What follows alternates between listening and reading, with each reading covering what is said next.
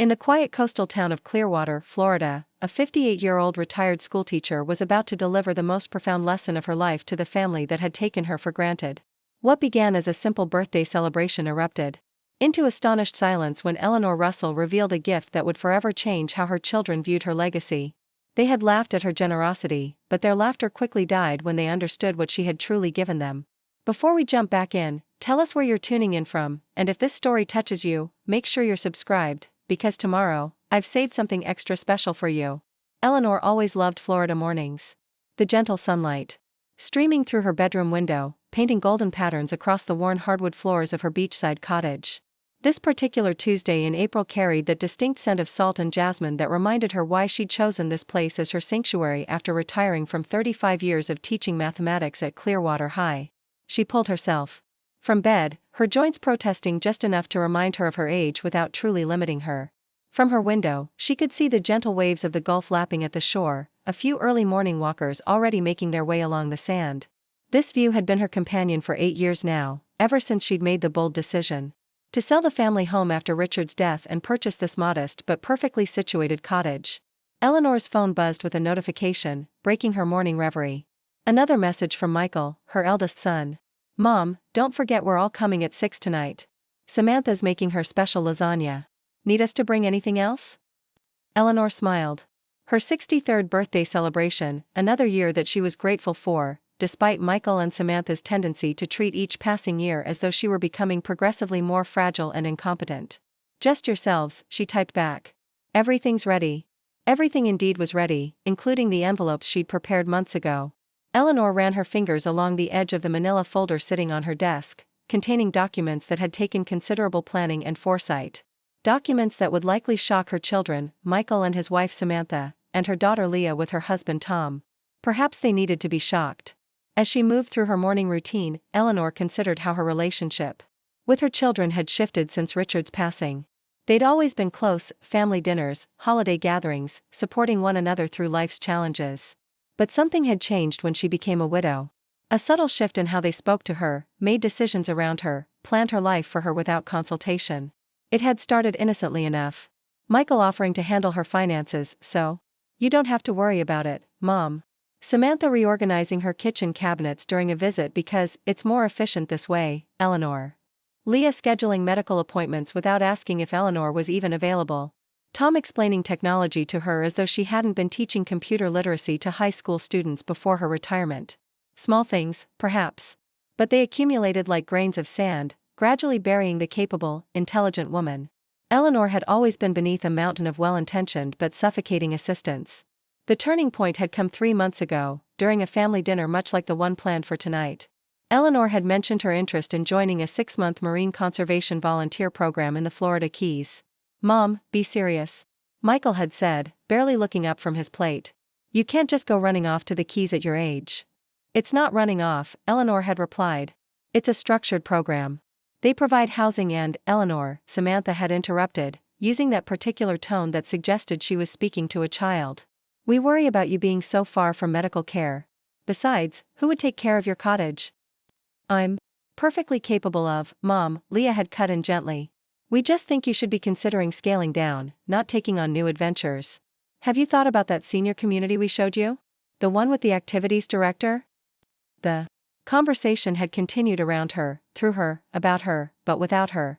Eleanor Russell, who had taught advanced mathematics to generations of students, who had managed a department of 12 teachers, who had nursed her husband through a 2-year battle with cancer while still working full-time, was suddenly deemed incapable of making her own decisions. That night, after they'd left, Eleanor had sat on her porch watching the moonlight dance across the waves and made a decision. It was time her children learned who she really was, beyond the role of mother, beyond the label of widow, beyond their perception of her as somehow diminished by age and circumstance. Eleanor was pulled from her memories by the chime of her doorbell. Glancing at the clock, she was surprised to see it was already noon. Opening the door, she found her longtime friend and neighbor, Josephine Alvarez, holding a small potted orchid. "Happy birthday, Querida," Josephine said, embracing Eleanor warmly. At 72, Josephine moved with the energy of someone decades younger. She'd been Eleanor's first friend when she moved to the cottage, a retired marine biologist whose passion for ocean conservation had never dimmed. Thank you, Joe, Eleanor said, ushering her friend inside. You're just in time for lunch. I made that avocado salad you love. As they settled on Eleanor's sun porch, Josephine eyed her friend carefully. You have that look, she said, spooning salad onto her plate. The one you get when you're about to shake things up in your classroom. What are you planning, Eleanor Russell? Eleanor smiled. Josephine had always been perceptive. It's time for a lesson my children apparently need, she said, explaining her plans for the evening. Preparing and narrating this story took us a lot of time, so if you are enjoying it, subscribe to our channel, it means a lot to us. Now back to the story. Josephine's eyes widened, then crinkled with delight. They have no idea who they're dealing with, do they? That's precisely the problem, Eleanor replied. But after tonight, they will. After Josephine left, Eleanor spent the afternoon preparing for the evening's gathering. She set her weathered oak dining table with care, using the good china that Richard had always insisted they save for special occasions. Life had taught Eleanor that waiting for special enough often meant beautiful things remained unused. She wouldn't make that mistake anymore. As she worked, Eleanor's mind drifted to Richard. What would he think of how their children had come to treat her? Richard had always seen her clearly, her strength, her intelligence, her independence. He'd been her partner in the truest sense, never her caretaker or manager. He would be disappointed, she thought, not just in their children's behavior but in how long she had silently accepted it. The sun was beginning its descent toward the horizon when Eleanor heard cars pulling into her driveway. She smoothed her hand over the simple blue dress she'd chosen, squared her shoulders, and went to greet her family. Michael arrived first, his arm around Samantha, who carried a foil-covered dish that undoubtedly contained her much-discussed lasagna. At 42, Michael had inherited Richard's height and Eleanor's thoughtful blue eyes, though he lacked the patience that had made Eleanor an exceptional teacher. He worked as a financial advisor, a career that had given him the confidence to believe he knew what was best for everyone's money, especially his mother's. Happy birthday, Mom, he said, embracing her with genuine affection that made Eleanor's heart twist. Her children loved her, of that, she had no doubt. It was their perception of her that had become so distorted. Samantha followed with a perfunctory hug, already moving past Eleanor toward the kitchen. I'll just pop this in the oven to warm, she called over her shoulder. And then I'll help you finish setting up. Before Eleanor could respond that everything was already prepared, Leah and Tom arrived. Leah, 38 and the image of Eleanor in her younger years, rushed forward with enthusiastic birthday wishes and a large gift bag. Tom followed with their 10-year-old twins, Emma and Ethan, who immediately presented Eleanor with handmade cards. These are beautiful, Eleanor said, genuinely touched by her grandchildren's artwork. Thank you for remembering your old grandmother. You're not old, Grandma, Emma protested. Miss Jenkins at school is old. She can't even use a computer without help. Eleanor chuckled. Well, I certainly can use a computer. I taught computer skills, remember? Like a million years ago, Ethan said, rolling his eyes. Before they had good stuff. From the kitchen came the sound of cabinets opening and closing, drawers being pulled out, and Samantha's voice carrying clearly, Michael, I can't find where she keeps the serving platters now. I swear she reorganizes just to confuse me. Eleanor felt a familiar tightening in her chest. This was her home, her kitchen, yet somehow Samantha always managed to make her feel like a guest in it. She caught Josephine's warning about keeping her cool echoing in her head and took a deep breath. Dinner is already arranged, Samantha, she called, guiding her family toward the dining room. Everything's ready. Samantha appeared in the doorway, dish towel in hand. Oh, but I was going to set everything up buffet style. It's easier for you that way. I prefer we sit together at the table tonight, Eleanor said firmly. It's all prepared. Something in Eleanor's tone must have registered with Samantha, who gave a small shrug and followed the family to the dining room. Eleanor noticed Michael and Leah exchange glances, the kind of silent communication that suggested they found her insistence on handling her own dinner party to be somewhere between amusing and concerning. The meal began pleasantly enough. The food was enjoyed, wine was poured, and conversation flowed around the latest happenings in everyone's lives. Eleanor watched and listened, noticing how often the discussion excluded her, how questions about her life were superficial, how quickly her children redirected conversation when she mentioned anything more substantial than her garden club or book group. So, Mom, Michael said as they finished the main course, Samantha and I have been thinking about your situation here. Eleanor raised an eyebrow.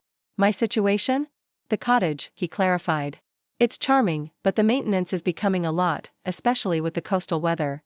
The roof will need replacing soon, and that alone is, I've already scheduled. The roof replacement, Eleanor interrupted. It's happening next month. Michael blinked in surprise. You have? But we haven't discussed the contractors or financing options. You should have come to me first. Why? Eleanor asked simply. The question seemed to catch Michael off guard. Well, because. I mean, these are significant decisions, Mom. I wouldn't want you to get taken advantage of. Michael, Eleanor said gently, I bought and sold real estate with your father for 30 years. I've managed contractors for home improvements since before you were born. Why would I suddenly be unable to handle a roof replacement? An uncomfortable silence fell over the table. Leah broke it with a too bright smile. Speaking of improvements, Mom, Tom and I were talking about installing one of those medical alert systems here. You know, just in case you fall or need help when you're alone. I'm rarely alone, Eleanor pointed out. I have more social engagements than I can keep up with. Josephine checks in daily, and I have neighbors on both sides who I see regularly. But they're not family, Tom interjected. And accidents happen. At my age, Eleanor echoed, her voice taking on a new edge that made even the twins look up from their desserts. What exactly do you think my age prevents me from doing? The question hung in the air, unanswered. Eleanor could see her children struggling to respond without saying what they truly thought, that at 63, she was somehow less capable, less independent, less herself than she had been before. It's not that we think you can't manage, Mom, Michael finally said. We just want to make things easier for you. By making decisions for me? Eleanor asked. By treating me as though my intelligence and autonomy diminished with Richard's death? By laughing off my interests and plans as though they're the impractical whims of a child? Mom, that's not fair, Leah protested. We're just concerned about you. No, Eleanor said firmly. Concern would involve asking what I want, what I need, what makes me happy. What you're expressing is control disguised as care. She rose from her seat and walked to the sideboard where she'd placed the manila folder earlier that day. I have something for all of you, she said, returning to the table. A birthday gift from me to you. Mom, it's your birthday, Michael said with a nervous laugh. We're supposed to give you gifts. Sometimes the best gifts are the ones that teach us something important, Eleanor replied, thinking of her years in the classroom. She removed 4 envelopes from the folder and placed one before each of her adult family members. What's this? Samantha asked, eyeing the envelope suspiciously. Open it, Eleanor said simply, resuming her seat. With hesitant fingers, they each opened their envelopes and began to read the documents inside. Eleanor watched their expressions transform from confusion to disbelief to something approaching awe. Mom, Michael breathed, looking up from the papers. This is a complete accounting of my finances, my investments, my insurance policies, and my estate planning, Eleanor finished for him. As you can see, I am not only financially independent but quite comfortable. The cottage is fully paid for, my retirement fund is robust, and I have no debt whatsoever. Leah was staring at her page with wide eyes. You've been funding a marine conservation foundation for 5 years? And you're on their board of directors? Eleanor nodded. Yes. The same organization. That runs the volunteer program in the Keys that you all dismissed as an impractical whim. Tom shuffled through his papers, his face paling slightly. There's a patent here, for an educational software program? Mathematical visualization tools, Eleanor confirmed. Richard and I developed it together before his illness. The royalties continue to provide a nice supplemental income. It's used in schools across the country now. Samantha hadn't spoken, but her fingers trembled slightly as she held up a particular document. Eleanor, this says you own a rental property in downtown Clearwater. 2, actually, Eleanor corrected. The second page lists the apartment building on Harborview. I purchased it as an investment 5 years ago. It's been quite profitable. The silence that descended over the table was profound. Eleanor could almost see her children's perceptions realigning, their understanding of who she was expanding beyond the limited role they had assigned her. Why didn't you tell us any of this? Michael finally asked, his voice small. Eleanor considered the question carefully. Because I shouldn't have had to, she said at last. You shouldn't need to see financial statements and professional accomplishments to recognize that I am still the same capable, intelligent woman who raised you. My age and marital status haven't changed who I am. She looked around at their stunned faces and felt a mixture of sadness and resolve. The greatest gift I can give you tonight is the truth, not just about my finances or accomplishments, but about how you've been treating me. And the opportunity to do better, to see me clearly, to respect the life I choose to live however many years I have left. Emma, who had been quietly observing the adult conversation with the perceptiveness of children, suddenly spoke up. Is Grandma rich, Mom? Leah let out a startled laugh. It seems Grandma is many things we didn't fully understand, sweetheart. Eleanor smiled at her granddaughter. What I am, Emma, is independent. And that's worth more than any amount of money. As the reality of Eleanor's revelation settled over the table, Michael ran his hand through his hair, a gesture so like Richard's that it made Eleanor's heart ache momentarily. Mom, I don't know what to say, he admitted. We thought we were helping. I know you did, Eleanor said, her voice softening. You didn't set out to diminish me. But somewhere along the way, you stopped seeing me clearly. You started making assumptions about what I needed, what I was capable of, what my life should look like at this stage. We were wrong, Leah said quietly.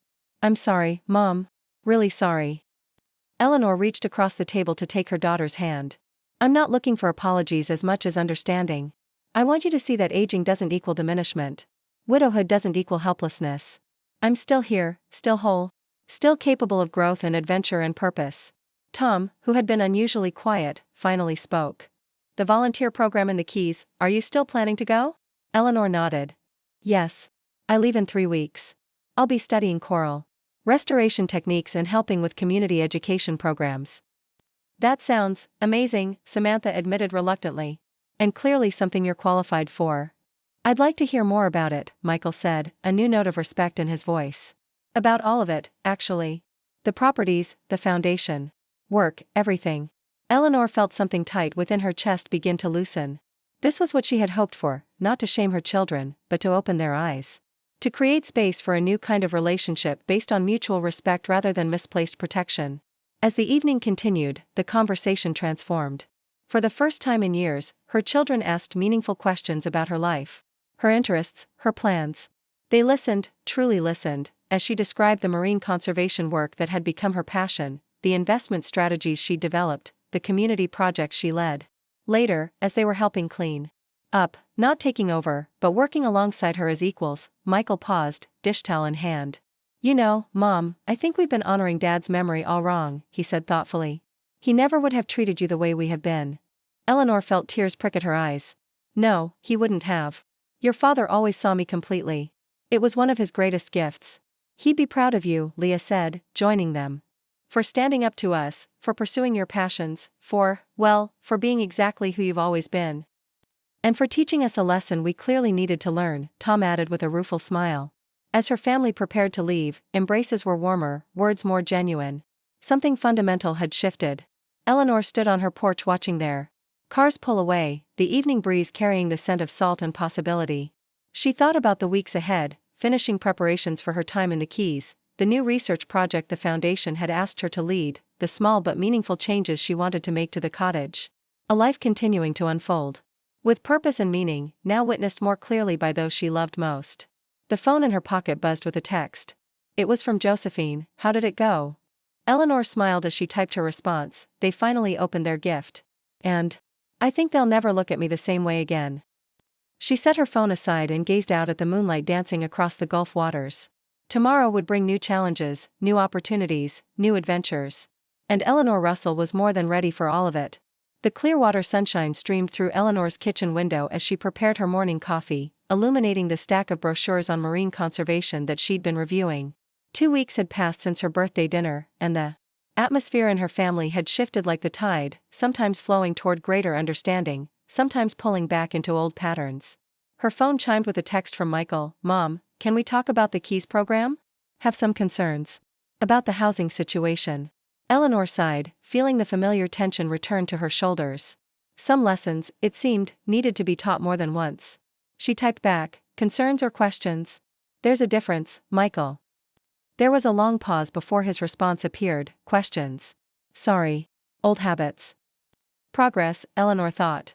Small but meaningful. She finished her coffee and headed to her study, a converted sunroom overlooking the garden where native Florida wildflowers attracted a constant parade of butterflies. This space had become her command center since Richard's passing, where she managed her investments, conducted video meetings for the Conservation Foundation, and planned the next chapter of her life. Her laptop chimed with an incoming video call from Dr. Mariana Castillo, the director of the Keys Volunteer Program. Eleanor. Good morning, Dr. Castillo greeted her, the vibrant waters of the research center's dock visible behind her. I wanted to personally review your housing arrangements. We've had a change that I think you'll appreciate. Eleanor listened as Dr. Castillo explained that instead of the shared volunteer quarters, they were offering Eleanor one of the staff cottages, a small but private space with its own kitchenette and workspace. Normally we reserve these for research fellows, Dr. Castillo explained, but given your background in education and your foundation work, we believe you'll be contributing beyond the standard volunteer capacity. That's very kind, Mariana. I'm happy to help however I can. It's not kindness, Eleanor, the marine biologist said firmly. It's recognition of value. Too often, we overlook the expertise that comes with experience.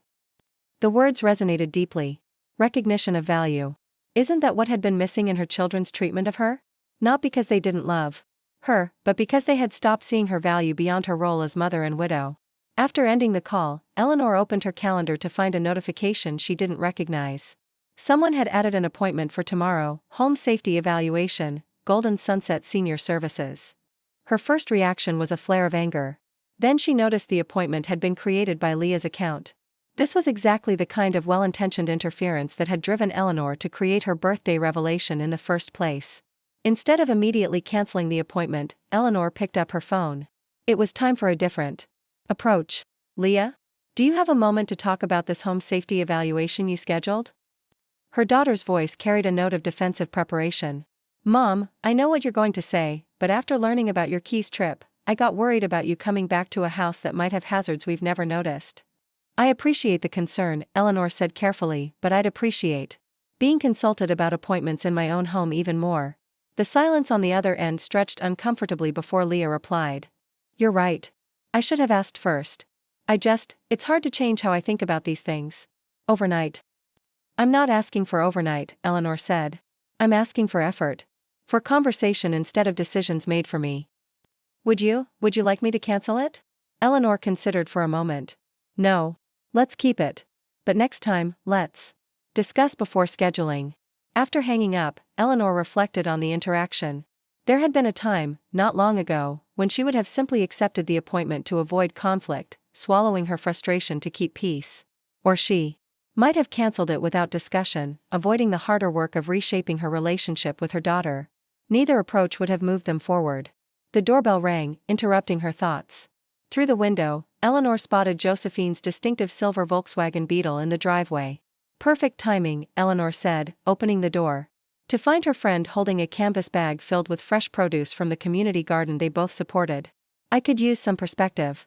They settled on the back porch with iced tea as Eleanor recounted both conversations, the encouraging one with Dr. Castillo and the more complicated one with Leah. Progress isn't linear, Josephine observed, slicing a mango with practiced ease. Especially when you're trying to change patterns that everyone finds comfortable, even if they're not healthy. Comfortable, Eleanor repeated thoughtfully. That's exactly it. It was comfortable for my children to see me as diminished. It gave them clear roles, a sense of purpose in helping me. And I suppose it was comfortable for me too, in some ways. Easier to go along than to assert myself. Josephine pointed her knife at Eleanor. That's the trap of aging in this culture. They expect us to become less capable, less ambitious. Less ourselves. And sometimes it's just easier to perform the role they've assigned us. Well, I'm done performing, Eleanor declared, taking a slice of mango. Which reminds me, I should prepare for this safety evaluation tomorrow. I have some ideas about how to approach it. The following afternoon found Eleanor welcoming not just the safety evaluator, a young woman named Deirdre, but also Leah, who had arrived unannounced, just to observe. Mrs. Russell, I'll be looking at potential fall risks, accessibility issues, emergency response systems, that sort of thing, Deirdre explained, clipboard in hand. Is there anything specific you're concerned about? Before Eleanor could answer, Leah jumped in. The bathroom is probably the biggest worry. And maybe the kitchen. Mom loves to cook but the cabinets are so high. Eleanor caught the familiar pattern immediately, Leah answering for her, making assumptions about her capabilities. But instead of frustration, she felt a sudden clarity. This was an opportunity to teach by example rather than confrontation. Actually, Eleanor said calmly, I've already made several modifications to my home that you might find interesting, Deirdre. Let me show you. She led them through the cottage, pointing out the thoughtful adjustments she'd implemented years ago, lever door handles that were easier on arthritic hands, strategic grab bars in the shower that doubled as towel racks, kitchen organization that minimized reaching and bending, motion sensor night lights along hallways. I installed most of these when your father first got sick, she explained to a wide-eyed Leah. I wanted him to maintain his independence as long as possible. After he passed, I found I appreciated the conveniences myself. These modifications are excellent, Deirdre noted, clearly impressed. Many of my clients wait until after an accident to implement such changes. Your proactive approach is exactly what we recommend. Eleanor noticed Leah watching her with a new expression, something between surprise and respect. You never mentioned any of this, her daughter said quietly. You never asked, Eleanor replied simply. There's a difference between needing help and being helpless, Leah. I've always been willing to adapt. What I've resisted is being seen as incapable of managing my own adaptations. As they completed the evaluation, Deirdre offered a few additional suggestions, which Eleanor noted carefully. I'd like to install a grab bar by the garden tub, she decided. And perhaps the outdoor motion lights for the pathway to the beach. Those seem sensible. I could help with those, Leah offered tentatively. If you'd like. Eleanor smiled at her daughter. I'd appreciate that. We could work on it together before I leave for the Keys. After Deirdre departed with her completed evaluation form, Leah lingered, her expression thoughtful. You've really thought of everything, haven't you, Mom? Not everything, Eleanor admitted. But I've been paying attention to what I need. And what might make my life better. That didn't stop when your father died or when I turned 60. Leah's eyes filled unexpectedly with tears. I think I've been so afraid of losing you too that I've been trying to bubble wrap your entire existence. After Dad died so suddenly. Eleanor reached for her daughter's hand. Heart attacks are terrifying precisely because they can't be controlled, no matter how many precautions we take. Your father lived fully right up until his last day. That's what I want too, not a life extended through excessive caution, but a life lived with purpose for whatever time I have. That evening, after Leah left, Eleanor sat at her computer updating her travel preparations. The Keys program was now just 10 days away, and excitement had begun to outweigh her apprehension. A notification popped up on her screen, an email. From Michael with the subject line, Financial Planning Discussion. Eleanor braced herself as she opened it, half expecting another attempt to manage her money. Instead, she found a thoughtfully worded request. Mom, I've been thinking about our conversation on your birthday. I realize now that I've been approaching your finances from the wrong perspective. Instead of trying to take over, I'd like to offer my professional expertise as a resource for you, if and when you want it. Maybe we could set up a time to discuss your investment strategy for the rental properties? I'm genuinely curious about your approach, which clearly has been successful. No pressure, just an offer. Eleanor read the email twice, noting the careful phrasing that acknowledged her autonomy.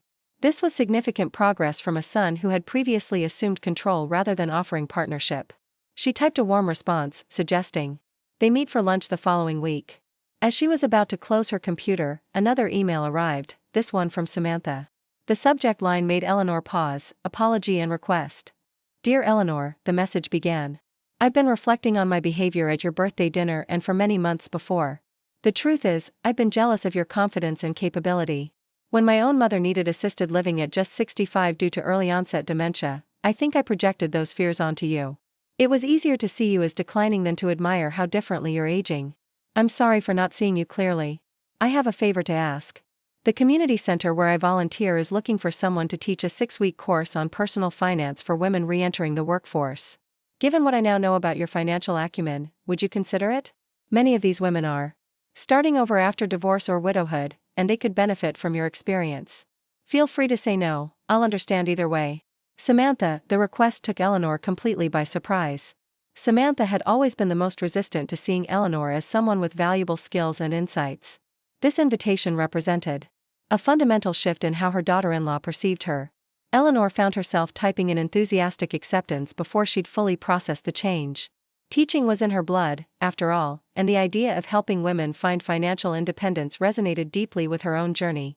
The following week unfolded with a series of similar small but meaningful shifts.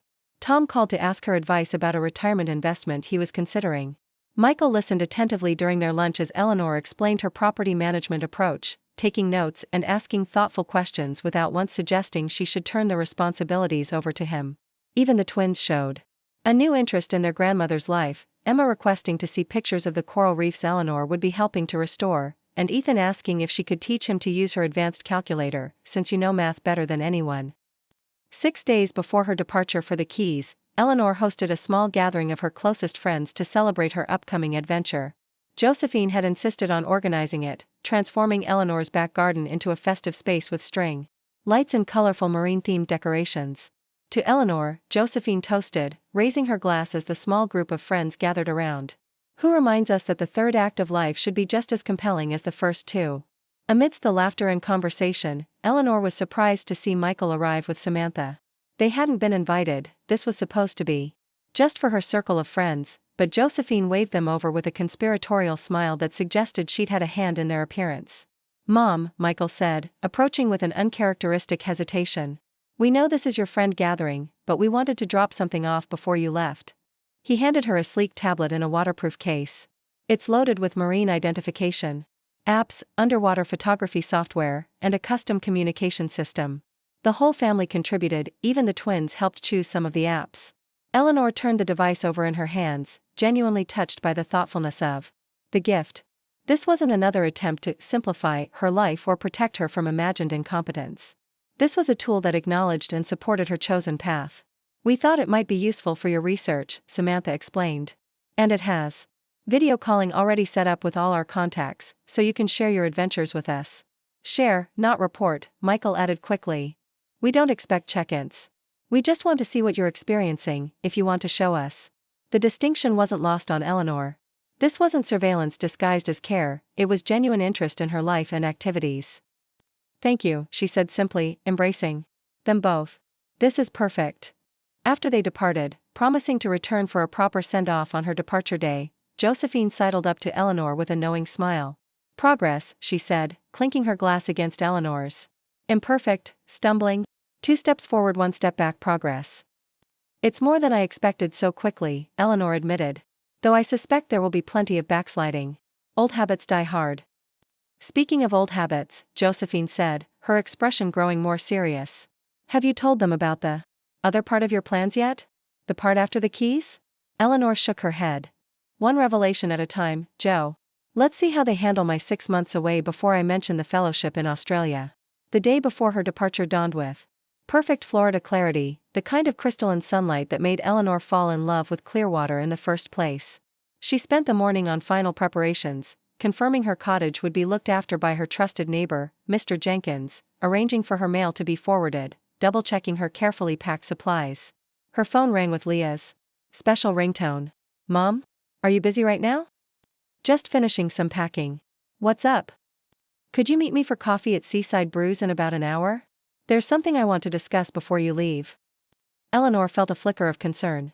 Leah's tone carried a seriousness that made her wonder if her daughter was having second thoughts about supporting her Keys adventure.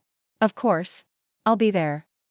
An hour later, Eleanor found Leah already seated at a corner table with 2 steaming mugs and a folder similar to the one Eleanor had used for her birthday revelations. The parallel wasn't lost on her. "Everything okay, sweetheart?" Eleanor asked, sliding into the chair opposite her daughter. Leah's expression was hard to read. A mixture of nervousness and determination. "I've been doing a lot of thinking since your birthday," she began. "About how we've been treating you, about the assumptions we've made." "We've already discussed this," Eleanor said gently. "You don't need to apologize again." "This isn't an apology," Leah replied, pushing the folder toward Eleanor. "It's a proposition." Intrigued, Eleanor opened the folder to find professionally designed brochures, financial projections, and a business plan. The header read, "Second Wave Education. Empowering Life's Next Chapter." "What is this?" Eleanor asked, scanning the materials with growing interest. "It's a business idea," Leah explained, her words coming faster now. "A educational consultancy focused on helping people transition into meaningful post-retirement pursuits. Teaching, volunteering, entrepreneurship, creative arts, whatever ignites their passion." Eleanor looked up from the papers. "This is remarkably detailed." "I've been working on it for weeks," Leah admitted. "Ever since your birthday, when I realized how completely we'd misunderstood what the stage of life could be." "Mom, there are thousands of people out there with decades of skills and experience who are being sidelined because society tells them their contributing years are over." Eleanor felt a swell of pride as she recognized her own language reflected back at her. "And you want to help them find new paths?" "We want to help them," Leah corrected. "This is a partnership proposal. Your background in education, your connections through the foundation, your lived experience navigating this transition, combined with my marketing and business development skills. We could build something important together." Eleanor sat back, momentarily speechless. Of all the responses she might have expected from her birthday revelation, this was perhaps the most surprising, and the most gratifying. Her daughter wasn't just acknowledging her capability, she was actively seeking to collaborate with her as an equal. The timing is perfect, Leah continued, enthusiasm building in her voice. You'll be in the Keys for 6 months, which gives me time to lay the groundwork, market research, website development, initial outreach. When you return, we could launch properly. If I return, Eleanor said quietly. Leah's expression faltered. What do you mean? The program is 6 months, right? Eleanor reached across the table to take her daughter's hand. Leah, the Keys program is just the beginning. I've been offered a 1-year research fellowship in Australia following the Florida project. I was planning to tell everyone after I'd settled into the Keys work.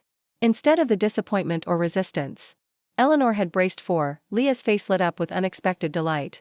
Australia. Mom, that's incredible. She laughed suddenly. And actually perfect for our business model. Think of the international perspective you'll bring, the global connections. For our clients. Eleanor felt something release in her chest, a tension she hadn't fully acknowledged until it dissolved. This was what she had hoped for but scarcely dared expect, not just acceptance of her choices, but enthusiastic support for her continuing evolution. So you're not upset about me being gone longer? I'm sure I'll miss you terribly, Leah admitted. But I'm more excited for you than concerned. And honestly, Mom, watching you claim this new chapter has made me think differently about my own future. If you're just getting started at 63, imagine what possibilities I might discover at 40, 50, beyond. They spent the next hour discussing the business concept in detail, Eleanor offering insights from her educational background while Leah outlined her marketing vision. It was the most equal, adult conversation they'd ever had, mother and daughter seeing each other clearly as whole people with complementary strengths. As they prepared to leave, Leah handed Eleanor one more document from her folder, a simple, handwritten note. Read it after I go, she said, embracing her mother tightly. And know that whatever you decide about the business proposal, I support your journey completely. Later that evening, as Eleanor finished her packing and prepared for the family send-off scheduled for the following morning, she finally unfolded Leah's note. Mom, I've spent so many years worrying about losing you that I never stopped to consider who you might become if given the freedom to grow. Thank you for the most valuable gift you've ever given me, the example of a woman who refuses to be diminished by other people's expectations. Whatever you decide about our business idea, please know that you've already changed how I see my own future. I'm so proud to be your daughter. Love always, Leah. Eleanor held the note to her heart, looking out at the Gulf waters that had witnessed her transformation from grieving widow to woman reborn. Tomorrow would bring a proper goodbye to her family, then the beginning of her adventure in the Keys. Beyond that stretched possibilities she was only beginning to imagine. The gift she had given her family on her birthday, the truth of who she was and what she was capable of, had been returned to her tenfold in their growing recognition of her value. Not as a mother or widow to be protected, but as a whole person with continuing contributions to make to the world. As the sun set over the water, painting the sky in brilliant oranges and pinks, Eleanor Russell stood in her cottage doorway, not at the end of a journey, but at the promising beginning of a new one. The research vessel gently rocked beneath Eleanor's feet as she carefully logged the data from today's coral restoration efforts. 3 months into her time at the Keys Marine Conservation Center, her skin had taken on the golden tan of someone who spent more days on water than land, and her hands moved with the confident precision of newly acquired skills. Eleanor, come. Look at this, called Dr. Castillo from the bow of the boat. The transplants from last month are already showing new growth. Eleanor secured her tablet in its waterproof case and made her way forward, marveling at how steady her sea legs had become. At 63, she had surprised even herself with her quick adaptation to the physical demands of marine conservation work.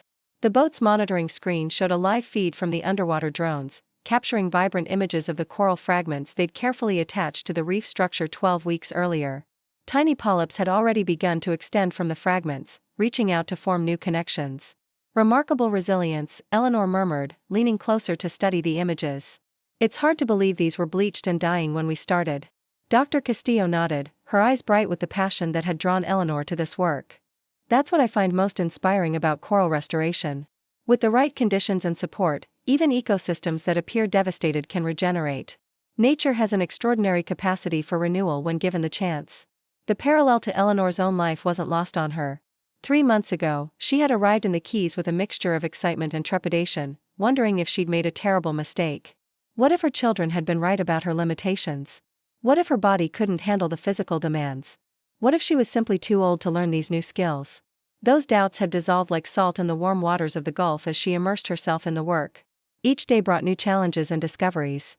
She'd learned to operate underwater monitoring equipment, to carefully transplant fragile coral specimens, to record and analyze data that would help guide conservation efforts throughout the region.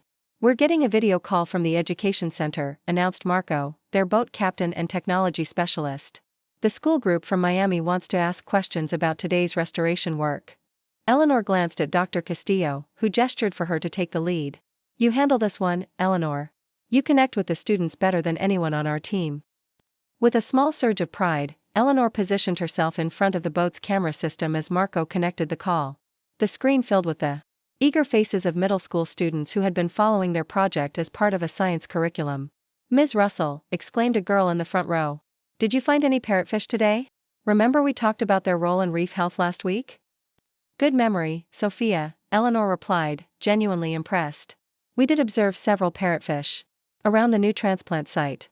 Their feeding behavior actually helps clear space for coral recruitment by preventing algae overgrowth." For the next 20 minutes, Eleanor fielded questions from the students, explaining complex ecological relationships in terms they could understand, sharing her own learning journey, and challenging them to think about how small actions in their own lives could impact ocean health. As the call ended, Dr. Castillo gave her an approving nod. "You're a natural teacher, Eleanor. The way you translate scientific concepts into accessible language without oversimplifying, that's a rare skill." 35 years in the classroom. Eleanor replied with a smile. "Some skills never leave you, they just find new applications." That evening, as the research team shared their communal dinner in the center's open-air dining pavilion, Eleanor's tablet chimed with an incoming video call. Michael's name flashed on the screen. "Excuse me," she said to her colleagues, stepping away to find a quieter spot by the shore. The sun was setting over the water, painting the sky in spectacular shades of orange and pink that never failed to take her breath away. "Mom." Michael's face appeared, split into a wide grin. "How's the coral whisperer today?" Eleanor laughed at the nickname her son had given her after she'd explained the delicate process of encouraging coral reproduction. "The corals are responding well. We're seeing new growth already." "That's amazing. Listen, I'm calling because there's been a development with your Clearwater property. The tenant in Unit 3 gave notice, and," he stopped himself, visibly redirecting. "Sorry, old habits. What I meant to say is, would you like me to handle finding a new tenant, or do you have a property manager you'd prefer to use?" Eleanor noted the careful shift in his approach, from taking charge to offering assistance. "I appreciate you letting me know, Michael. My property manager, Mrs. Hernandez, has the protocols for new tenants. But I'd welcome your help with reviewing applications if you have time." "I'd be happy to. Just as a second pair of eyes," he clarified. "You've clearly been managing these properties successfully for years." The conversation turned to family news. Ethan's science project on marine ecosystems, inspired by Eleanor's work. Samantha's progress with the Women's Financial Literacy Program at the Community Center, a potential job opportunity for Tom that would require less travel and more time with the twins. "And how's Leah?" Eleanor asked. "Has she mentioned anything about our business discussions?" Michael's expression brightened. "Actually, that's the other reason I called. She's been working on the business plan nonstop.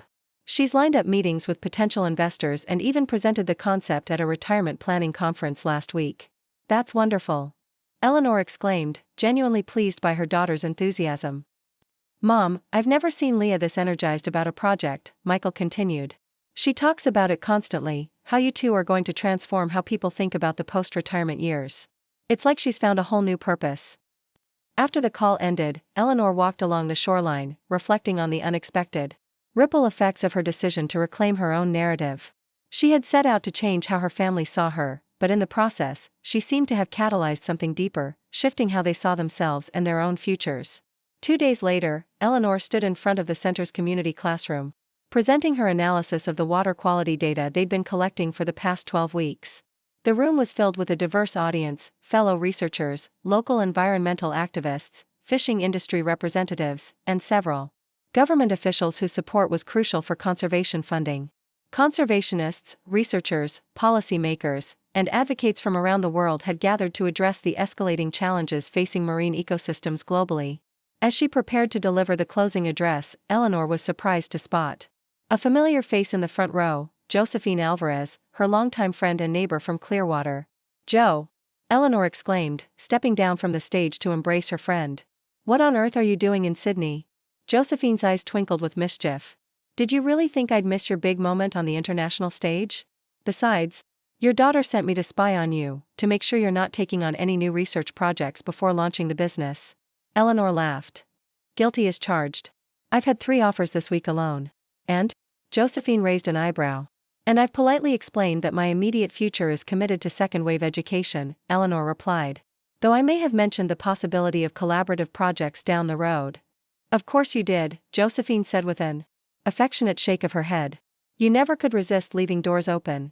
As the audience settled and the summit director introduced her, Eleanor took her place at the podium, surveying the gathered experts with a sense of belonging that would have seemed impossible 2 years earlier. Distinguished colleagues, honored guests, fellow stewards of our marine environments, she began. We gather at a critical juncture for ocean conservation, facing challenges that require not just scientific innovation but a fundamental reimagining of how we engage with natural systems and with each other across generations and cultures. For the next 30 minutes, Eleanor wove together the technical insights from her research with the deeper wisdom she had gained about renewal, resilience, and the continuous process of becoming. She spoke of the Aboriginal elders who had taught her to see conservation through the lens of generational responsibility, of the young researchers whose fresh perspectives had challenged her thinking, of the communities that had demonstrated how traditional knowledge could complement scientific approaches. In both ecosystems and human lives, she concluded, we often underestimate capacity for regeneration. We see a bleached coral reef or a person beyond a certain age, and we mentally write the final chapter of their story. But nature refuses such limitations, and so can we. The most valuable lesson from my work these past 18 months is that renewal is always possible when we create the conditions that support it, in our oceans, in our communities, and in ourselves. The standing ovation that followed buoyed Eleanor as she made her way through the crowd, accepting congratulations and exchanging contact information with colleagues eager to continue collaborations. You never told me you were such an inspiring speaker, Josephine said, linking arms with Eleanor as they finally escaped the convention center. No wonder your business with Leah is taking off. I taught high school mathematics for 35 years, Eleanor reminded her with a laugh. You learn to be compelling when trying to make teenagers care about algebraic functions. They spent Eleanor's final evening in Australia walking along Sydney Harbour, the iconic opera house illuminated against the night sky as they discussed the journey that had brought Eleanor to this moment. Do you ever wonder what would have happened if you hadn't confronted your family at that birthday dinner? Josephine asked. If you'd just continued accommodating their diminished view of you? Eleanor considered the question carefully. I think about it sometimes. I might still be in Clearwater, gradually surrendering more and more of my independence, watching my world contract instead of expand. The saddest part is that I might never have discovered these capabilities within myself. Or the impact you could have on others, Josephine added. Your family, your colleagues, the communities you've worked with. That's the true power of refusing to be diminished, Eleanor said, watching the lights of the harbor reflect on the water. It's never just about reclaiming your own worth. It creates permission for everyone around you to imagine different possibilities for themselves. 3 days later, Eleanor stepped off the plane at Tampa International Airport, immediately spotting the welcoming committee waiting beyond security. Leah stood front and center, flanked by Michael and Samantha, with Tom behind them trying to corral the increasingly excited twins. Grandma's here, shouted Emma, breaking free to rush toward Eleanor as soon as she cleared the security gate. Ethan followed close behind, both children wrapping their arms around her waist with unrestrained enthusiasm. Did you bring us coral? Ethan asked immediately. Did you see great white sharks? Emma demanded. Eleanor laughed, embracing them both. No coral, that's protected. But I did bring you special Aboriginal artwork created by children your age. And yes, I saw sharks, though from a very safe distance. As the twins bombarded her with more questions, Eleanor looked up to meet Leah's gaze. Her daughter's eyes shone with a mixture of joy and professional excitement, the look of someone eager to begin their shared venture. Welcome home, Mom, Leah said, stepping forward to embrace her.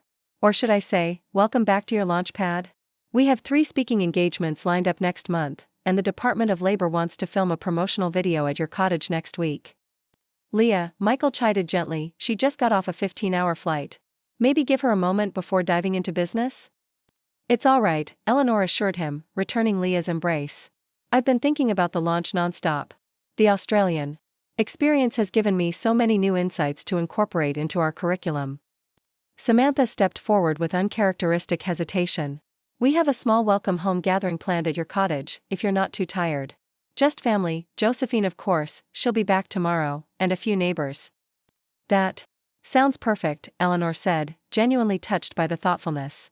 The Samantha of 2 years ago would have organized an elaborate event without consulting Eleanor, assuming she knew best what her mother-in-law needed or wanted. As they drove from the airport toward Clearwater, Eleanor gazed out at the familiar Florida landscape with new eyes. This place was still home, still the sanctuary she had created after Richard's death. But it was no longer her entire world, just one important node in an expanding network of places, people, and pursuits that defined her continuing journey. Michael cleared his throat from the driver's seat. So, Mom, about the house next door. Samantha and I put in an offer, and it was accepted. We close next month. That's wonderful news, Eleanor said warmly. The twins will love being near the beach. We're planning to renovate the kitchen first, Samantha added, then paused. Deliberately. And we'd value your input on the design, if you're willing to share it. You have such a good eye for making spaces both functional and beautiful. Eleanor recognized the request for what it was, not just consultation on kitchen design, but acknowledgement of her taste, experience, and judgment. I'd be happy to help, she said simply. When they arrived at her cottage, Eleanor felt a momentary disorientation. After months in Australia, her own home seemed simultaneously familiar and strange, like a beloved book she hadn't read in years. The porch had been festooned with welcome home banners clearly created by the twins, their artistic styles unmistakable in the exuberant colors and marine themes. Through the front window, she could see figures moving about inside, more than the small gathering Samantha had described. As she stepped through the door, a chorus of voices called out, "Welcome home." Eleanor blinked in surprise at the assembled group. Beyond her immediate family stood several neighbors, her book club friends, colleagues from her teaching days. And at the center of it all, 3 unexpected figures: Dr. Castillo from the Keys, Jennifer Zhang from the Australia Fellowship, and Uncle Jera, representing the Aboriginal community she had worked with. How in the world? Eleanor managed, moving forward to embrace each of them in turn. Your daughter is quite persuasive, Dr. Castillo said with a smile. When she explained what she was planning, we couldn't resist being part of it. Leah stepped forward, suddenly. Looking nervous despite her usual confidence. Mom, everyone here represents a part of your journey over the past 2 years. They've come to celebrate not just your return, but the launch of second-wave education and the impact you've had on all of our lives. She gestured toward a table covered with a cloth. We have something for you, a gift that we hope captures what you've taught us about renewal and continued becoming. As Leah removed the cloth, Eleanor gasped. There stood an exquisite glass sculpture of a coral reef, with dozens of tiny, colorful polyps extending from a central structure. Embedded within the sculpture were small symbols representing different aspects of Eleanor's life: a teacher's book, a family tree, research tools, the Key Center, the Australian reef. It's called Continuous Becoming, Leah explained. The artist worked from photos and stories we all contributed. Each element represents a chapter in your journey, but the piece itself is designed to be added to over time. There's always room for new growth, new color, new life. Eleanor touched the sculpture gently, too moved to speak immediately. Founding a business that would help thousands of others redefine their own post-retirement years. Penny for your thoughts? Dr. Zhang joined her at the railing, her keen eyes missing nothing. At 42, Jennifer Zhang had become both colleague and friend to Eleanor, their shared passion for conservation bridging the age gap.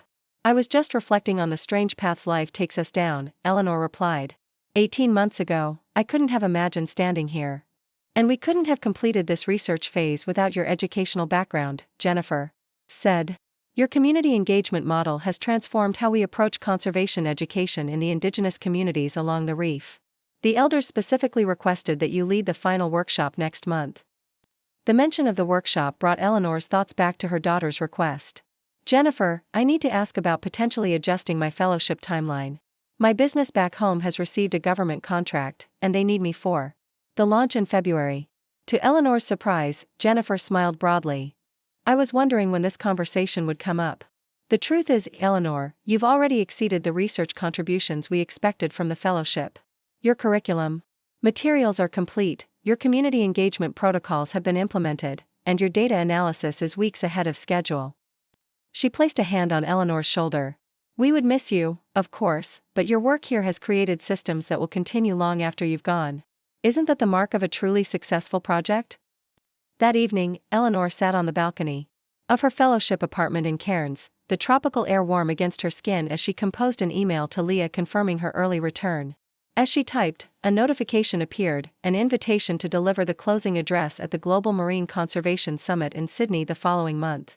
The professional recognition was gratifying, but it was the personal transformation that moved Eleanor most deeply as she reflected on the past year and a half. She had discovered capacities within herself that decades of teaching had never revealed: resilience, adaptability, and a seemingly limitless ability to master new skills regardless of her age. More importantly, she had broken free from the narrow identity that others had tried to impose upon her.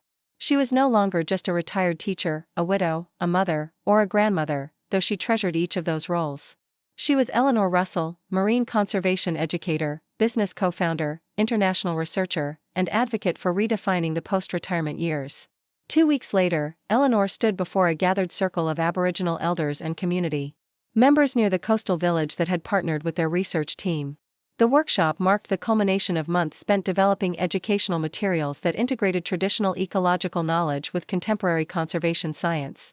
The wisdom of your people preserved these waters for thousands of years before Western science began to study them, Eleanor said, her voice carrying across the attentive gathering. The methods may have different names, but the goal is the same: to ensure that your grandchildren's grandchildren will know the reef as you have known it.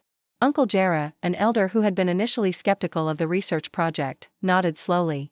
You speak truth, Dr. Eleanor. Your program honors our ways while teaching the young ones the new knowledge they need. This is good work you have done here. Though she had gently corrected him numerous times that she wasn't technically Dr. Eleanor, the title had stuck among the community members. It was their way of acknowledging her expertise and contribution, regardless of formal credentials. After the workshop, as the community shared a celebratory meal, Eleanor found herself seated beside Auntie May, one of the community's most respected knowledge keepers. At 87, May's face was deeply lined, but her eyes held the sharp clarity of a woman whose mind remained fully engaged with the world around her. You are leaving us soon, May said. It wasn't a question. Yes, Eleanor confirmed. My work is taking me back to America next month. May nodded thoughtfully. I have watched you, Eleanor. You came to us with respect, not telling but asking, not assuming but learning. This is rare among your people. I've had excellent teachers, Eleanor replied. Both here and throughout my life. When I was a girl, May continued, her voice lowering to share something personal, the old women taught me that wisdom isn't something you reach at a certain age. It's something you must continuously earn through living with open eyes and an open heart.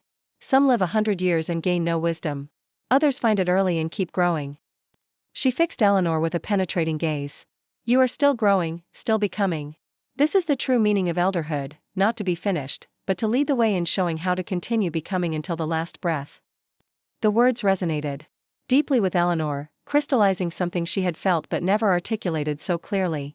The problem with her family's earlier perception hadn't just been their underestimation of her capabilities, it had been their assumption that she was done becoming, that her development as a person had reached its conclusion. Thank you, Eleanor said softly. I'll carry that teaching with me. May's weathered hand covered Eleanor's briefly. And we will carry your teachings here. The circle continues, yes? The following week brought a flurry of activity as Eleanor prepared for her departure from Australia. Her fellowship had generated multiple publications, a comprehensive educational curriculum that would be implemented in coastal communities throughout the region, and partnerships that would continue long after she returned to Florida. On her final evening, the research team gathered for a farewell dinner at a restaurant overlooking the harbor. Dr. Zhang presented Eleanor with a beautifully crafted didgeridoo, painted with marine designs by local Aboriginal artists. This is to remind you that you always have a voice here, Jennifer said, raising her glass. To Eleanor Russell, who came to us as a visiting fellow and leaves as a permanent part of our research family. As glasses clinked around the table, Eleanor's phone buzzed with an incoming text. It was from Michael. Mom, check your email when you get a chance. Big news about the house next door to yours. Intrigued, Eleanor excused herself momentarily to check her email. Michael had forwarded a real estate listing for the cottage adjacent to her Clearwater home, the charming but somewhat neglected property that had been vacant for nearly a year. His message read, the Peterson place finally went on the market. Samantha and I are thinking of buying it. The twins could spend summers near the beach, you'd have family next door but with privacy maintained, and we'd be close by when you're traveling for the business or research. What do you think? No pressure either way. Eleanor stared at the message, momentarily speechless. 18 months ago, Michael and Samantha had been trying to convince her to sell her own home and move into assisted living. Now they were considering becoming her neighbors, explicitly acknowledging and supporting her independent lifestyle and continued travels. The transformation wasn't just in her, Eleanor realized. It had rippled outward, changing how her entire family envisioned their relationships and future. She quickly typed a response. "I think having you next door would be wonderful, as long as you understand my consulting business with Leah means I'll still be traveling regularly. And of course, there's always the possibility of future research opportunities." Michael's reply came almost immediately. "We're counting on it. The twins want to hear about Australia from the source, not just video calls. And Samantha has some ideas about expanding her women's financial program to include adventure travel. Your journeys are inspiring all of us." Eleanor returned to the farewell dinner with a sense of wonder at how thoroughly her life had been reconstructed. The frightening prospect of returning to her family's diminished expectations had completely evaporated. Instead, she was going home to a partnership with her daughter, neighbors who respected her autonomy, and grandchildren who saw in her an example of continuous growth and adventure. The 14-hour flight from Sydney to Los Angeles gave Eleanor time to organize her thoughts and finalize her presentation for the Global Summit, which would take place just before her return to Florida. As the aircraft cruised over the Pacific, she reviewed the speech she had prepared, making occasional adjustments. Her closing address would focus on the integration of traditional knowledge systems with contemporary marine science, a topic that had become her specialty during the Australian Fellowship. But she had also included a more personal element, reflecting on how her late-life career transition offered parallels to environmental restoration efforts. Ecosystems, like people, possess remarkable regenerative capacities when we remove artificial limitations and create supportive conditions, she had written. The same coral reef that appears devastated by bleaching events can, with proper care and protection, reveal unexpected resilience and find new pathways to thrive. The Sydney Convention Center hummed with activity as Eleanor made her way through the crowded halls on the summit's final day. The patterns we're observing suggest that even modest reductions in agricultural runoff could significantly improve conditions for coral reproduction, she explained, displaying graphs that clearly illustrated the correlation. "We've identified 3 watershed management approaches that could create these reductions without imposing undue hardship on farming communities." As she fielded questions afterward, Eleanor was struck by the realization that no one in the room seemed remotely concerned about her age. Here, she was valued for her analytical skills, her communication ability, her contributions to their shared mission. The number of years she'd lived was irrelevant compared to what she brought to their work. Dr. Castillo approached as the group dispersed. "The regional director was impressed with your presentation. He's asked if you'd be willing to represent our findings at the International Coral Restoration Conference next month in Key West." "Me?" Eleanor asked, genuinely surprised. "Wouldn't you normally handle that?" "Normally, yes. But your background in education gives you an advantage in communicating complex data to diverse audiences. Besides," she added with a smile, "your analysis of the watershed management approaches was more comprehensive than anything the rest of us had developed. You've earned this opportunity." That night, Eleanor sat on the small porch of her staff cottage, watching the stars emerge above the darkening water. In her lap lay her tablet, open to an email she'd been drafting to Leah about the business proposal. The past 3 months had given her perspective she hadn't expected. While she loved the idea of partnering with her daughter on the educational consultancy, her time in the Keys had revealed a passion for environmental work that she hadn't anticipated. The upcoming fellowship in Australia would deepen that commitment, potentially opening doors to a whole new career path in her mid-60s. How could she balance these emerging opportunities with Leah's exciting business vision? Was it possible to honor both paths? The questions turned in her mind as she gazed out at the gentle waves, their rhythm somehow soothing her uncertainty. Her phone rang, interrupting her thoughts. The caller ID showed Josephine's name. "Joe, how are things in Clearwater?" Eleanor asked, always glad to hear from her friend. "Significantly less interesting without you stirring things up," Josephine replied with a chuckle. "But that's not why I'm calling. I just had a very interesting visit from your daughter." Eleanor sat up straighter. "Leah came to see you? Why?" "She wanted to know more about my work before I retired, how I balanced research with education outreach, how I structured my international collaborations. She had specific questions about integrating environmental science into educational programming." "That's unexpected," Eleanor said, puzzled but intrigued. "I thought so too, until she explained further." "Eleanor, that business idea you two discussed? She's expanding the concept. She's looking at creating educational pathways not just for retirees seeking new pursuits, but specifically for those interested in environmental conservation and sustainability work. Eleanor felt a sudden clarity, like pieces of a puzzle sliding perfectly into place. She's adapting the business model to incorporate what I'm doing now. Precisely, Josephine confirmed. She said something that struck me, that watching your transformation had made her realize how many people reach retirement age with decades of valuable skills that could be redirected towards solving the environmental crisis. Engineers, educators, healthcare professionals, business leaders, all with expertise that conservation efforts desperately need. The idea resonated deeply with Eleanor. She thought of her fellow volunteers at the center, a retired accountant who now managed budgets for conservation projects, a former marketing executive who crafted compelling public education campaigns, a high school science teacher creating curriculum materials for schools across Florida. She's right, Eleanor said, excitement building in her voice. The skills are transferable, but people need pathways, connections, guidance to make those transitions. That's exactly what our business could provide. She also mentioned, Josephine added, that having you working in the field would give the business unparalleled credibility. Your fellowship in Australia wouldn't be a conflict with the business, it would be an asset. After saying goodbye to Josephine, Eleanor returned to her email draft with renewed purpose. The words flowed easily now as she shared her enthusiasm for Leah's expanded vision, suggesting ways her ongoing field work could inform their curriculum development and offering to connect Leah with her growing network of conservation professionals. She ended the email with a suggestion: what if you join me in Australia for 2 weeks during my fellowship? You could see the work firsthand, meet potential partners for our business, and we could refine our model together. Plus, I miss you, and would love to share this experience with my daughter.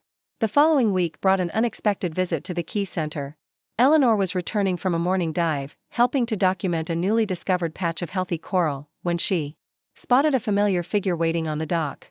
Tom, she called out in surprise, quickening her pace. Is everything all right?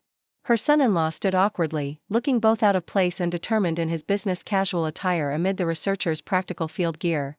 Everything's fine, he assured her quickly. Leah knows I'm here. I'm sorry to drop in unannounced, but I wanted to talk to you in person. Eleanor led him to the center's beachside cafe, curious about what could have prompted this unprecedented visit. In all the years she'd known Tom, he'd never sought her out for a one-on-one conversation. This place is incredible, Tom said, gazing around at the research center's campus with evident admiration. The twins would love it here. They would, Eleanor agreed. You should bring them down for a weekend. We have family programs for children their age. Tom nodded, then seemed to gather his courage. Eleanor, I need your advice. I've been offered a new position, heading up sustainability initiatives for my company. It would mean a significant career shift, focusing on reducing our environmental impact, developing green technologies, that sort of thing. That sounds like an exciting opportunity, Eleanor said, still puzzled about why he'd traveled all this way to discuss it. It is. But it's also terrifying. I've been in product development my entire career. I know that world inside and out. This would be starting almost from scratch, learning a whole new field, taking on challenges I'm not sure I'm equipped to handle. He looked directly at her. And then I thought of you. Me? Yes. 3 months ago, you left everything familiar to dive headfirst into an entirely new field at 63. You're now teaching, researching, presenting at conferences. Excelling in a world that wasn't part of your life 6 months ago. His voice grew more earnest. I need to know how you did it. How you found the courage to reinvent yourself when everyone expected you to simply coast into retirement. Eleanor was momentarily speechless, deeply moved by the revelation that her journey had affected her son-in-law so profoundly. Tom had always seemed the most conventional member of their family, the least likely to question established paths. The secret, she said finally, is realizing that reinvention isn't starting from zero. It's redirecting the skills and wisdom you've already acquired toward new challenges. You're not leaving your old self behind, you're expanding who you are.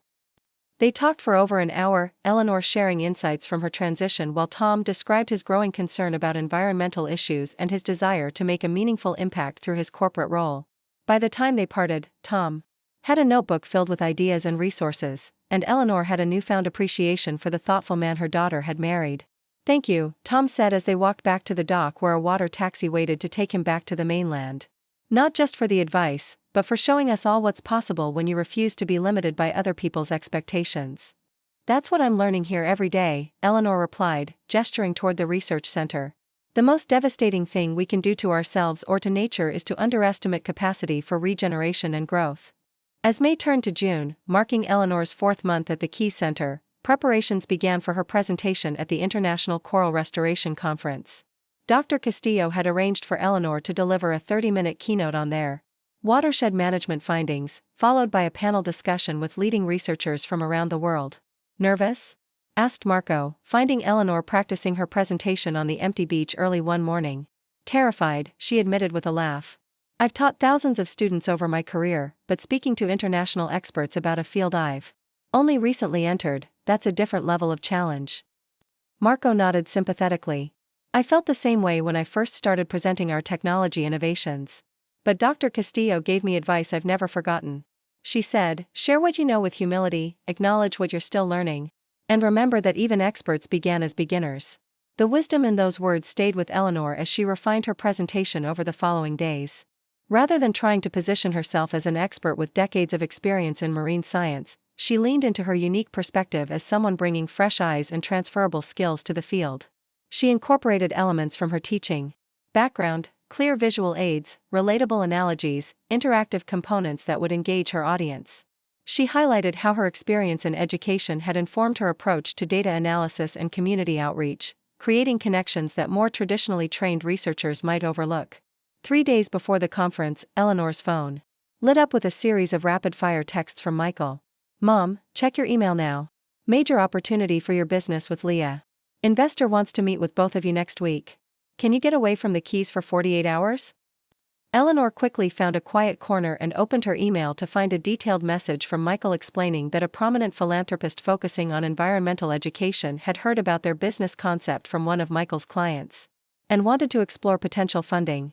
"This is a major player, Mom," Michael had written. "The kind of backing that could launch your business with significant resources from day one. But they specifically want to meet with both founders together." Eleanor immediately called Leah, who answered on the first ring. "I was just about to call you," Leah exclaimed. "Did you see Michael's email? Can you possibly come back to Clearwater for this meeting?" "It's complicated," Eleanor explained. "The international conference is in 3 days. I'm delivering the keynote on our research findings. I can't miss that." "Of course not," Leah agreed immediately. "That's a priority.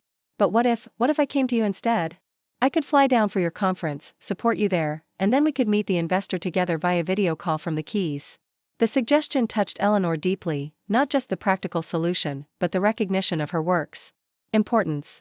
The Leah of 6 months ago would have prioritized the business opportunity above all else, expecting Eleanor to adjust her commitments accordingly. "You would do that?" Eleanor asked. "Fly down just to attend my conference? Mom, are you kidding? You're presenting cutting-edge research at an international conference after just 4 months in the field. I wouldn't miss that for anything. Besides," she added with audible excitement, "it's perfect for our business development. I'll get to network with exactly the kind of organizations and experts we want to partner with." 2 days later, Eleanor stood at Key West International Airport, watching her daughter's plane taxi to the gate. A surge of emotion caught her by surprise as Leah emerged, scanning the waiting area until their eyes met. In that moment, Eleanor saw not just her daughter, but a true partner, a woman who had transformed her own thinking just as Eleanor had reinvented herself. Their embrace was long and heartfelt. "I've missed you," Eleanor whispered. "I've missed you too," Leah replied. "But mostly, I've been incredibly proud of you." As they drove back to the research center, Leah bubbling with questions about Eleanor's work and excitement about the conference, Eleanor reflected on the journey that had brought them here. She had set out to teach her family a lesson about her own value and capability. What she hadn't anticipated was how that lesson would catalyze transformations in all of them: Michael's new respect for her financial autonomy, Samantha's community work with women, Tom's career pivot, and now Leah's passionate embrace of their shared vision. The following morning, Eleanor stood at the podium of the conference center, gazing out at an audience of over 300 researchers, policymakers, and conservation advocates from around the world. In the front row sat Dr. Castillo and the Key Center team, alongside Leah, whose encouraging smile steadied Eleanor's nerves. "Good morning," Eleanor began, her voice clear and confident. "My name is Eleanor Russell. 6 months ago, I was a retired schoolteacher whose family thought I needed a medical alert system and supervision to manage my daily life." A ripple of surprised laughter moved through the audience. "Today, I'm presenting research on watershed management approaches that could significantly impact coral restoration efforts throughout the Florida Keys and beyond. The journey between those 2 points is what I'd like to share with you today, not just our scientific findings, which are detailed in your conference materials, but the broader implications of what happens when we refuse to accept arbitrary limitations on human potential. For the next 30 minutes, Eleanor wove together the technical aspects of their research with the story of her own transformation, drawing parallels between ecosystem resilience and human adaptability. She highlighted how diverse skills from seemingly unrelated fields, education, data analysis, community engagement, could bring fresh perspectives to environmental challenges. The coral polyps we're studying don't know they're supposed to be limited by warming waters and changing chemistry, she said as she approached her conclusion. They simply seek opportunities to grow when conditions allow.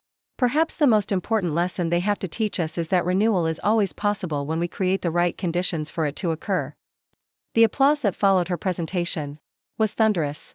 As Eleanor stepped away from the podium, she caught Leah's eye. Her daughter was on her feet, applauding with tears streaming down her face, her expression a mixture of pride, love, and profound understanding. Later that evening, after a successful video meeting with the potential investor who had enthusiastically endorsed their business concept, Eleanor and Leah walked along the moonlit beach near the research center. "Do you remember what you said in your note to me before I left for the Keys?" Eleanor asked. "About how I'd given you a gift by showing you who I could become if given the freedom to grow." Leah nodded, squeezing her mother's hand. "I've been thinking about that," Eleanor continued. "About gifts and their true value. 6 months ago, I thought I was teaching all of you a lesson about my worth. I never imagined how that lesson would transform each of you in such different ways. The best gifts keep giving," Leah said softly. "They create ripples that extend far beyond the initial moment of giving." Eleanor smiled, watching the moonlight play across the gentle waves. In 2 months, she would leave for Australia to begin her fellowship. But she would carry with her not just new knowledge and skills, but the profound understanding that her journey had never really been about proving her worth to others. It had been about claiming the freedom to continue becoming herself, and, in doing so, creating space for everyone around her to imagine new possibilities for their own lives. That was a gift worth giving, at any age. The Great Barrier Reef stretched before Eleanor in a breathtaking panorama of colors and life that no photograph could adequately capture. 6 months into her Australian fellowship at the Cairns Institute for Marine Research, she stood on the observation deck of the research vessel, documenting the day's findings on her tablet with practiced efficiency. "Eleanor, you've got another call from the States," called Dr. Wei Zhang, the fellowship coordinator, holding out the satellite phone. "Your daughter again. 3rd time this week." Eleanor smiled as she took the phone. Leah's enthusiasm for their business venture had only grown during their time apart, each call bringing new developments, partnerships, and possibilities. "Leah? Everything okay?" Eleanor asked, moving toward a quieter corner of the deck. "Better than okay," came her daughter's excited voice. "Mom, we got the government contract. The Department of Labor has approved our program as an official resource for retirees seeking environmental career transitions. They're featuring us in their national campaign on post-retirement employment." Eleanor gripped the railing, momentarily overwhelmed by the news. What had begun as a small concept, born from personal revelation, had blossomed into something far beyond her imagination. That's incredible," she managed. "When does it start?" "February," Leah replied. "They want to launch with the new fiscal quarter. Which brings me to the reason for my call. Mom, I know you're not scheduled to return until March. But is there any way you could come back a few weeks early? We need to finalize the curriculum development, and your expertise from both Australia and the Keys would be invaluable for this rollout." Eleanor glanced across the vibrant reef where her research team was conducting their morning assessment. The work here had been transformative, building on the foundation she'd established in the Keys and expanding her understanding of marine conservation efforts on a global scale. "Let me talk to Dr. Zhang," she said. "The main research phase of our project concludes in late January. I might be able to transition to remote analysis for the final weeks." After ending the call, Eleanor found herself standing alone at the ship's railing, watching the Australian sun create dancing patterns on the water's surface. Her mind traveled back to that pivotal birthday dinner 18 months ago, when she'd confronted her family's diminished perception of her worth and capabilities. How vastly different her life was now. The retired schoolteacher whose children had once scheduled medical evaluations without her consent was now a respected researcher whose expertise was sought by international conservation organizations. The widow who had been expected to quietly retreat from life was now in its intricate design, she saw the perfect metaphor for the lesson she had fought so hard to teach her family, that life didn't end with retirement or widowhood, that identity wasn't fixed but continuously evolving, that value and purpose could expand rather than contract with age. It's beautiful, she finally said. And so fitting. Thank you, all of you. As the gathering continued around her, Eleanor found a quiet moment to step onto her back porch, gazing out at the familiar Gulf waters that had once represented the boundaries of her world and now seemed like just one beautiful vista among many she had yet to discover. Leah joined her, leaning against the railing. So, she said quietly. Are you ready for this next chapter?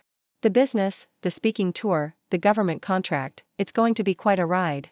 Eleanor smiled, watching the sunset paint the sky in colors reminiscent of the Australian reef. I'm more than ready. But you should know, this won't be my final chapter either.